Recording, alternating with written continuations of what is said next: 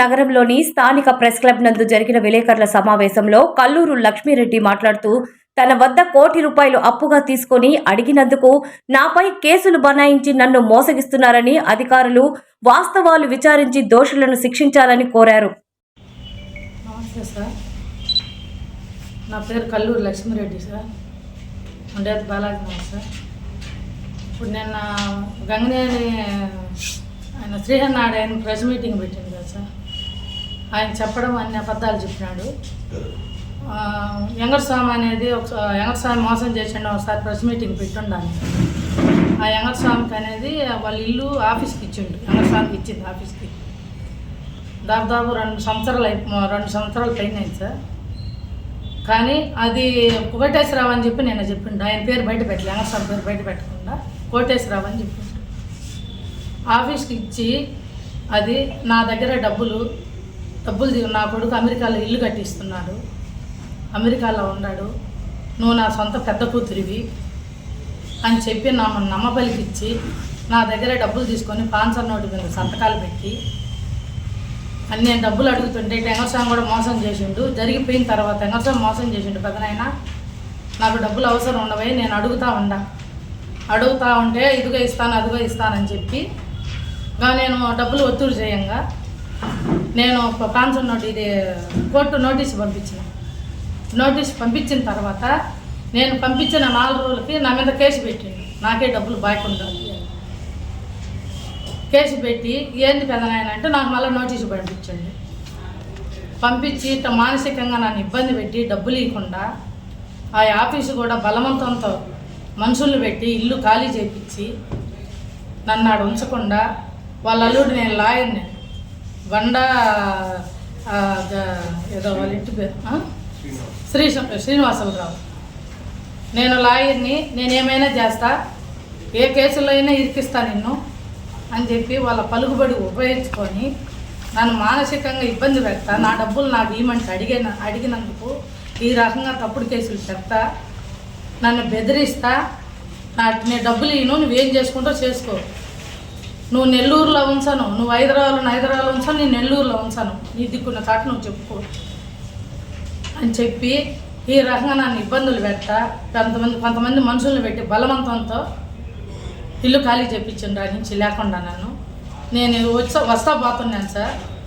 డబ్బులు తీసుకున్నారు సార్. డబ్బులు తీసుకొని నన్ను ఈరోజు డబ్బులు అడుగుతున్నందుకు నన్ను మానసికంగా ఇబ్బంది పెట్టడము, నన్ను తిట్టడము, నన్ను ఎవరితంటే వాళ్ళతో ఫోన్లు చెప్పేయడము, ఎట్టంటే అట్లా తిట్టడము, నన్ను ఈ రకంగా ఇబ్బంది పెడుతున్నారు సార్.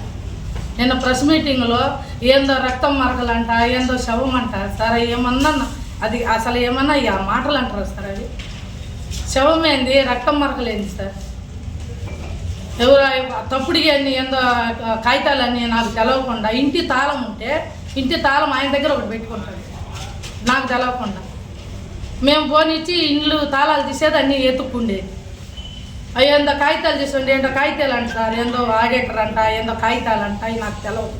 అది మేము తీసుకోలేము, అసలు నాకు సంబంధం లేదు. అవి ఏ రకంగా పుట్టించుకున్నారో కాగితాలు, దొంగ కాగితాలన్నీ పుట్టించుకున్నారు సార్. నేను డబ్బులు అడిగినందుకు ఏ చెప్తున్నారు, డబ్బులు ఎక్కొట్టేదానికి నేను ఆడ మనిషిని సార్. నేను ఆడకోడు పెట్టుకొని ఏడకోడు పెట్టుకొని ఆడప్పు తెచ్చి నేను ఫ్లాట్ల బిజినెస్ చేసుకుంటాను సార్ హైదరాబాద్లో. ఈ ఛానల్ పేరు చెప్పి ఈ వెంకటస్వామి చేసిన పనికి అదే ఇంట్లో ఆ పెద్ద ఆయన శ్రీహన్నాయుడు ఇంట్లోనే ఆఫీస్ పెట్టిండు. ఇది వెంకటస్వామి జరిగిన తర్వాత ఇది జరిగింది పెదనాయన, నాకు వెంకటస్వామి కూడా మోసం చేసిండు, నేను డబ్బులు మానసికంగా ఇబ్బందులు ఉంటా కదన్నా, మీరు తీసుకున్న డబ్బులు కూడా ఇవ్వండి అని చెప్పి అడిగినందుకు నన్ను ఈరోజు మీడియా ముందుకి ఇచ్చేసి నన్ను డాన్ అని పెట్టియడము మీడియాల ముందు. నేనేం తప్పు చేసినాను సార్? డబ్బులు ఇచ్చినా, నేను నమ్మి డబ్బులు ఇచ్చినాను సార్. నేను ఇల్లు అమ్ముతున్నానమ్మా, మా అమెరికాలో మా కొడుకు, ఎప్పటికైనా మా కొడుకు కాడికి వెళ్ళిపోతాం మేము, నీకు అంత అవసరమైతే ఈ ఇల్లు కూడా మేము అమ్మేసి నీకు డబ్బులు కడతాము, మేము ఏడు ఉండము. నాకు హార్ట్ అటాక్ వస్తే నా కొడుకు ₹1 కోటి పెట్టి బాగా చేయించండి అమ్మ నాకు. అటువంటి వాడు నా కొడుకు డబ్బులు యాడికి పోంటే వాళ్ళ కొడుకు కూడా ఫోన్లో మాట్లాడిండు. చక్రి అబ్బాయి ఫోన్లో మాట్లాడి అక్క డబ్బులు యాడికి పోవు ఇవ్వండి అని చెప్తే ఇచ్చిన.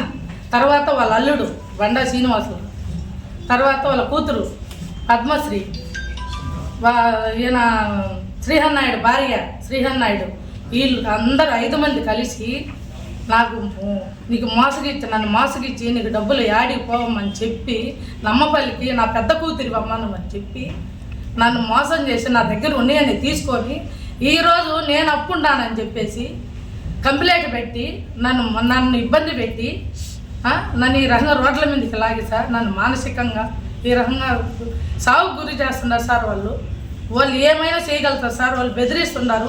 నేను బయట తిరగాలన్నా భయం పడుతుంది వాళ్ళ వల్ల. నాకు నేను నెల్లూరులో రావాలన్నా భయం పడుతుంది సార్. నేను పోతుండా కానీ వాళ్ళ వల్ల నాకు పానాయం ఉంది. వాళ్ళ 5 మంది మీద నా డబ్బులు ఎక్కొట్టడానికి నాకు ప్లాన్ చేసింటూ నన్ను మానసికంగా ఇబ్బంది పెడుతున్నారు సార్. వాళ్ళు పలుకుబడి ఉపయోగించుకొని నన్ను ఇబ్బంది పెడుతుండ్రు. డబ్బులు అడిగినందుకు ఇగో సార్ డేట్లు నేను నోటీసు డేట్ చెప్పండి. నేను అదే సార్ నేను నోటీసు పంపించిన డబ్బులు కావాలని. నేను నోటీసు పంపించిన 4 రోజులకి కంప్లైంట్ పెట్టి నోటీసు పంపించారు నాకు.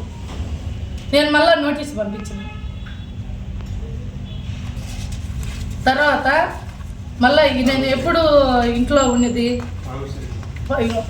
ఇదిగో పాన్సర్ చూపించండి అయ్యా, నాకు తెలవదు కదా. ఇదిగో పాన్సర్ నోటు మీద సంతకాలు పెట్టున్నాడు శ్రీహర్ నాయుడు. పెట్టి నాకు ఆ డబ్బులు తీసుకొని మానసికంగా నన్ను డబ్బులు అడిగినందుకు కథనైనా నీకు తెలుసు ఎంగర్సాం మోసం చేసి ఉన్నాడు. నేను ఆడే మీడియా ముందుకు పోయి ఉండే ఒకసారి. నా పరిస్థితి బాగలేదు కథనైనా చెప్పి నేను డబ్బులకి అడిగితే నేను నోటీస్ పంపించినానని ఆ నోటీస్ కోసము కంప్లైంట్ పెట్టిండ్రు నా మీద. ఆమె మాకు బాకీ ఉంది, ఆమె మమ్మల్ని మోసం చేసింది అని. ఏందో స్లిప్లు అంట సార్, నాకు తెలియదు. ఏందో బ్యాంక్కి అంట ఏంటంటే చెప్తాను. అవి నాకు అర్థం కాలే, నాకు తెలియదు. అవి నేను వాళ్ళకేమి ఇవ్వలేదు. ఆ ఆఫీస్ తాళం ఎప్పుడు ఆయన కాడే ఉండేది. ఆయన శ్రీహర్ నాయుడు కాడే ఉండేది తాళము. ఒక తాళం మా దగ్గర ఉంటే ఒక తాళం ఆయన కాడ ఉంటుంది.